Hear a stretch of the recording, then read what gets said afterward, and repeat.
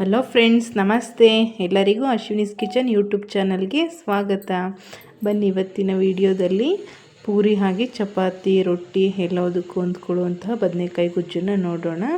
ನಾನು ಮೊದಲಿಗೆ stove on ಮಾಡಿ ಕುಕ್ಕರ್ ಇಟ್ಟು ಎಣ್ಣೆ ಹಾಕ್ತಾಯಿದ್ದೀನಿ. ಎಣ್ಣೆ ಬಿಸಿಯಾದ ತಕ್ಷಣ ಸಾಸಿವೆ ಹಾಕ್ಕೋತಿದ್ದೀನಿ. ಇವಾಗ ಸಾಸಿವೆ ಸಿಡಿಸ್ಕೊಂಡಿದ್ದೀನಿ. ನೆಕ್ಸ್ಟು ಬೆಳ್ಳುಳ್ಳಿ ಹಾಕ್ಕೊಂಡಿದ್ದೀನಿ. ಒಂದು 7-8 ಹೆಸರು ಹಾಕ್ಕೊಂಡಿದ್ದೀನಿ. ಹಾಗೆ ಒಂದು ಈರುಳ್ಳಿನ ಕಟ್ ಮಾಡಿ ಹಾಕ್ಕೊಂಡಿದ್ದೀನಿ. ಸ್ವಲ್ಪ ಫ್ರೈ ಮಾಡ್ಕೊಳ್ಳೋಣ. ಕರಿಬೇವು ಸ್ವಲ್ಪ ಹಾಕ್ಕೊಳ್ತಿದ್ದೀನಿ. ಈಗ 1-2 ಟೊಮೆಟೊನ ಸಣ್ಣದಾಗಿ ಕಟ್ ಮಾಡಿ ಅದಕ್ಕೆ ಸೇರಿಸ್ಕೋಬೇಕಾಗುತ್ತೆ ಫ್ರೆಂಡ್ಸ್.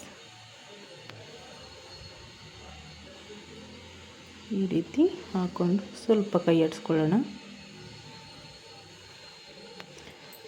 ಸಾಲ್ಟನ್ನು ಕೂಡ ಸ್ವಲ್ಪ ಹಾಕ್ಕೋತಾ ಇದ್ದೀನಿ. ಹಾಗೆ ಇಂಗು ಕೂಡ ಸೇರಿಸ್ಕೊಳ್ಳೋಣ. ಅರಿಶಿನ ಪುಡಿ ಹಾಕಿ ಸ್ವಲ್ಪ ಎಲ್ಲ ಮಿಕ್ಸ್ ಮಾಡ್ಕೊಳ್ಳೋಣ. ಇವಾಗ ಹಾಗೆ ನಾನು ಬದನೆಕಾಯಿನ ಈ ರೀತಿ ಕಟ್ ಮಾಡಿ ಎತ್ತಿಟ್ಕೊಂಡಿದ್ದೀನಿ. ಅದನ್ನಿವಾಗ ಹಾಕ್ಕೊಳ್ಳೋಣ. ಇವಾಗ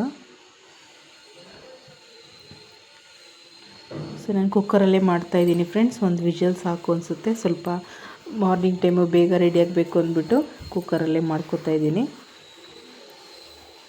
ಒಂದು 5 ನಿಮಿಷ ಸ್ವಲ್ಪ ಬಾಡಿಸ್ಕೊಂಡು ತೆಗೆದಿದ್ದೀನಿ. ಈಗ ಒಂದು ಸ್ವಲ್ಪ ಧನಿಯಾ ಪೌಡರ್ನ ಸೇರಿಸ್ಕೊಳ್ಳೋಣ. ಹಾಗೆ 1 ಸ್ಪೂನು ಅಚ್ಚ ಪುಡಿ, ಸ್ವಲ್ಪ ಗರಂ ಮಸಾಲ,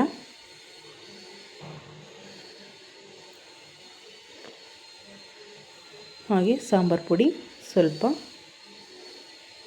ಎಲ್ಲ ಸೇರಿ ಮಿಕ್ಸ್ ಮಾಡ್ಕೊಳ್ಳೋಣ. ಹಾಗೆ ಸ್ವಲ್ಪ ಗೊಜ್ಜು ಟೈಪ್ ಬೇಕಲ್ವ, ಹಾಗೆ ಸ್ವಲ್ಪ ನೀರು ಹಾಕಿ ಕುಕ್ ಮಾಡ್ಕೋಬೇಕಾಗುತ್ತೆ ಫ್ರೆಂಡ್ಸ್. ಈ ರೀತಿ ಚೆನ್ನಾಗೆಲ್ಲ ಹೊಂದಿಸಿ.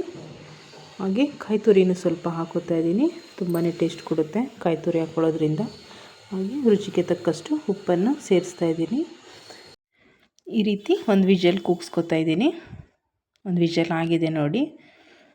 ತುಂಬ ಚೆನ್ನಾಗಿ ಬೆಂದಿದೆ. ಬದನೆಕಾಯಿ ಸ್ವಲ್ಪ ಬೇಗ ಬೆಂದ್ಕೊಳ್ಳೋದ್ರಿಂದ ಒಂದು ವಿಷಲ್ ಸಾಕನ್ಸುತ್ತೆ. ಈ ರೀತಿ ಚಪಾತಿ, ಪೂರಿಗೆಲ್ಲ, ರೊಟ್ಟಿಗೆ ತುಂಬ ಚೆನ್ನಾಗಿರುವಂತಹ ಬದನೆಕಾಯಿ ಗೊಜ್ಜು ರೆಡಿಯಾಗಿದೆ ನೋಡಿ. ಚಪಾತಿ ಜೊತೆ ಸರ್ವ್ ಮಾಡ್ಕೊಳ್ಳೋಣ. ಚಪಾತಿ ಹಾಗೆ ಬದನೆಕಾಯಿ ಗೊಜ್ಜು ಸೂಪರ್ ಕಾಂಬಿನೇಷನ್ ಅಂತಲೇ ಹೇಳ್ಬೋದು. ಯಾರಿಗೆಲ್ಲ ಈ ವಿಡಿಯೋ ಇಷ್ಟ ಆಗಿದೆ ದಯವಿಟ್ಟು ಅಶ್ವಿನೀಸ್ ಕಿಚನ್ ಯೂಟ್ಯೂಬ್ ಚಾನಲ್ನ ಸಬ್ಸ್ಕ್ರೈಬ್ ಮಾಡ್ಕೊಳ್ಳಿ. Thanks for watching.